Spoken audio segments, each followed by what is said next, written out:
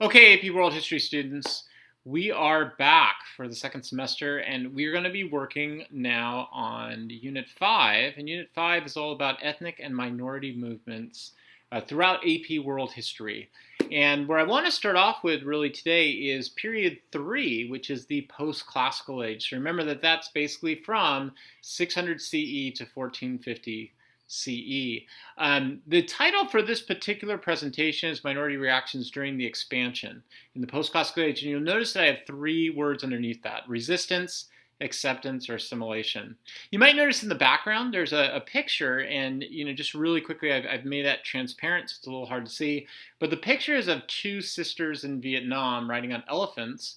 It's a traditional picture. They're known as the Trang sisters, and the Trang sisters led a rebellion against the Chinese, which ultimately was unsuccessful. But it did have some really important effects long term for how the Vietnamese would first resist, accept then Chinese hegemony, which I'll explain a little bit about what that is, but then assimilate Chinese beliefs in order to maintain their local independence. So there's going to be a big compelling question then that I want us to look at. And here's the big question that I want us to take a look at.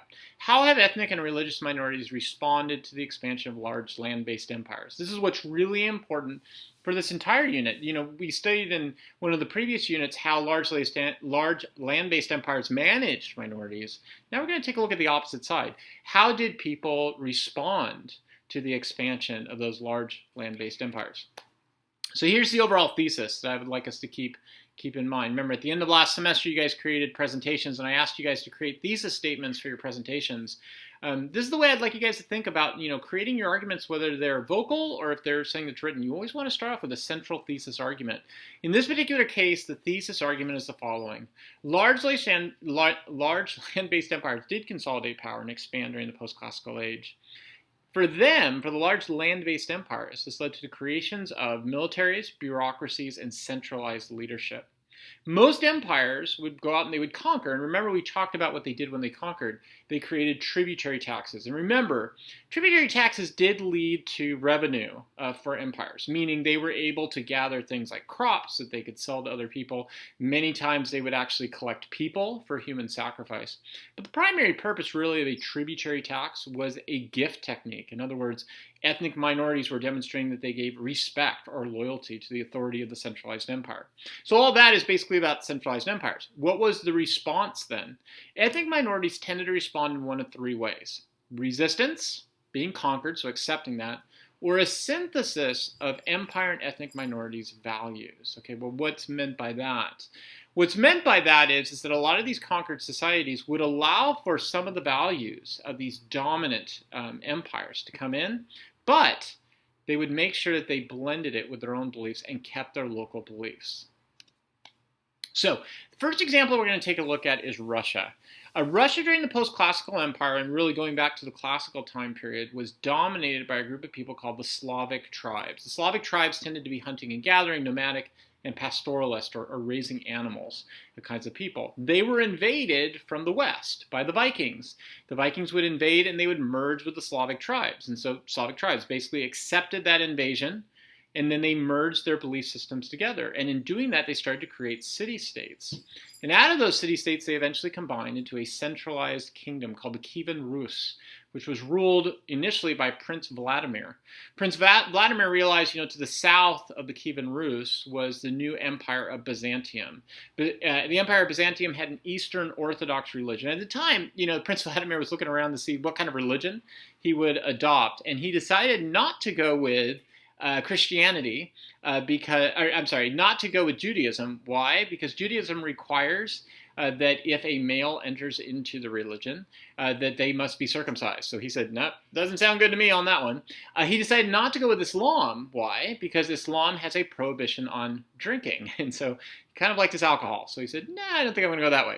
So he looked to the southern border with Byzantium, and he accepted their Eastern Orthodox religion. And this allowed him to centralize his kingdom with a strong leadership. So notice here we have this sort of synthesis of values, an acceptance of being conquered, but an acceptance of being conquered in order to assimilate values and then build up a strong government.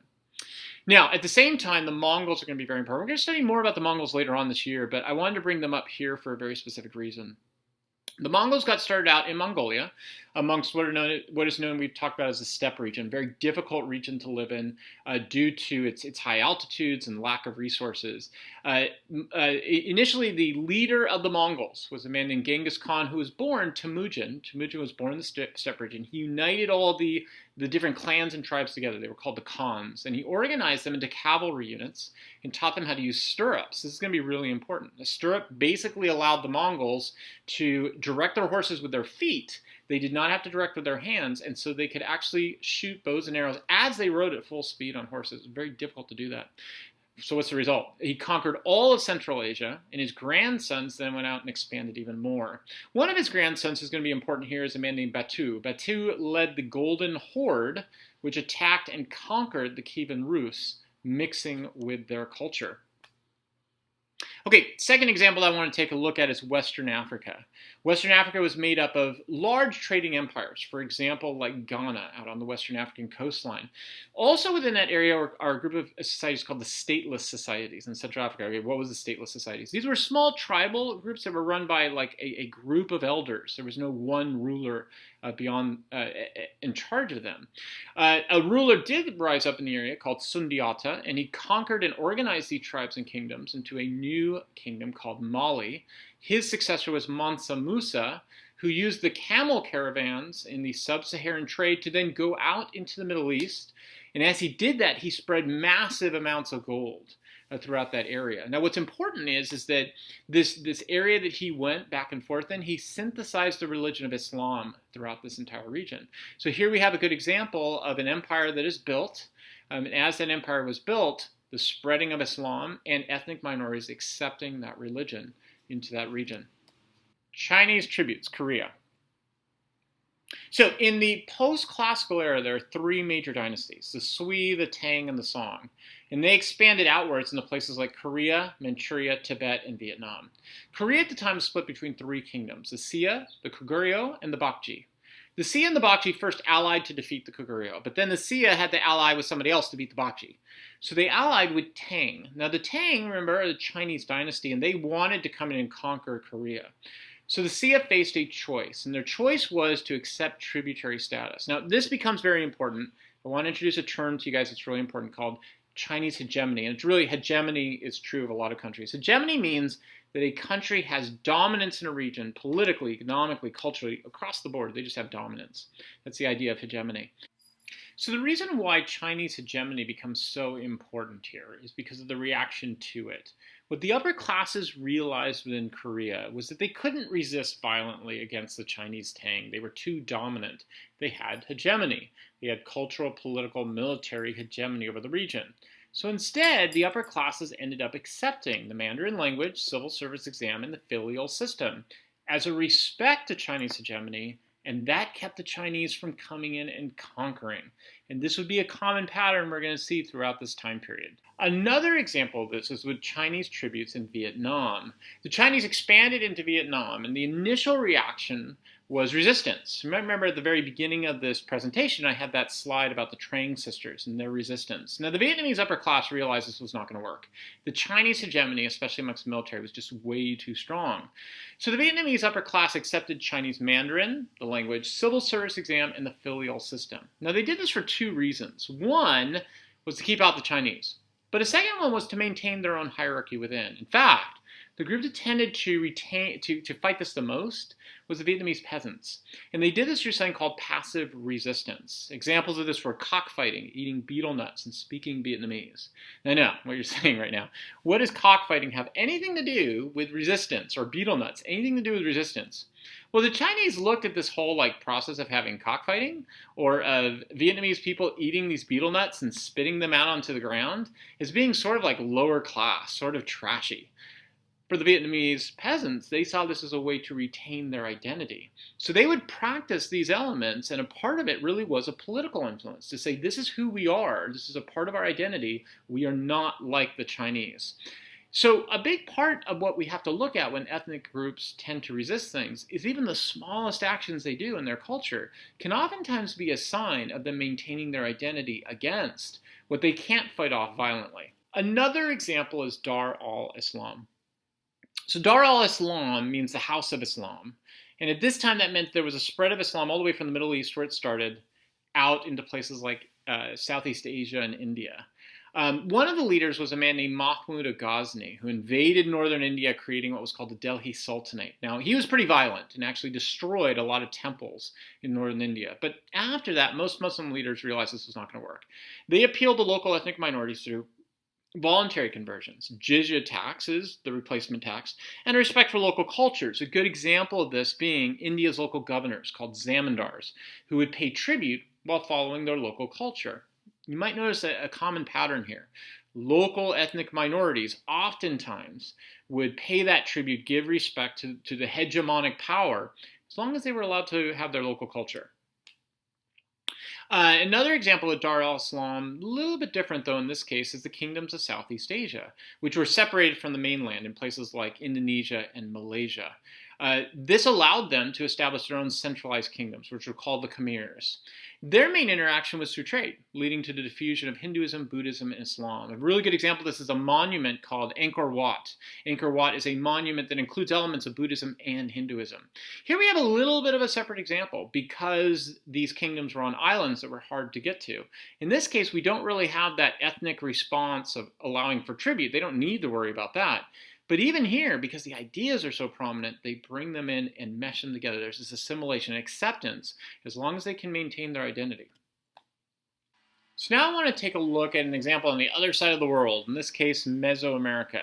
So during the classical period, Mesoamerica was dominated by three big groups, the Olmec, the Toltecs, and a group of city-states called the Mayans. Now we don't know why all of these groups disappeared, but probably the best guess would be it was due to environmental causes.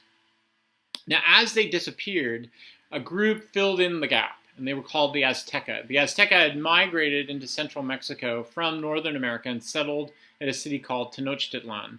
And in Tenochtitlan, in the middle of Mexico, the middle of this desert that was very hard to survive in, they created what are called the floating gardens, or the chinampas, to gather water. They were these big wooden structures that would gather water from any local river or rain. Now, they ended up creating a civilization of 200,000 people. Now, what does that mean to us today? Well, a close equivalent was London, which only had 40,000 people at that time period. Now, what the Aztecs did was they would go out and they would conquer local tribes called the Tlaxcala and created tributes of goods and people from them. In South America, a very similar type of situation happened, in which we had, during the classical period, movements, small movements that were religious movements called the Chavin and the Moche. Eventually, that led in the post-classical period to the Incas, led by the Emperor Pachacuti and then his son Yupanqui.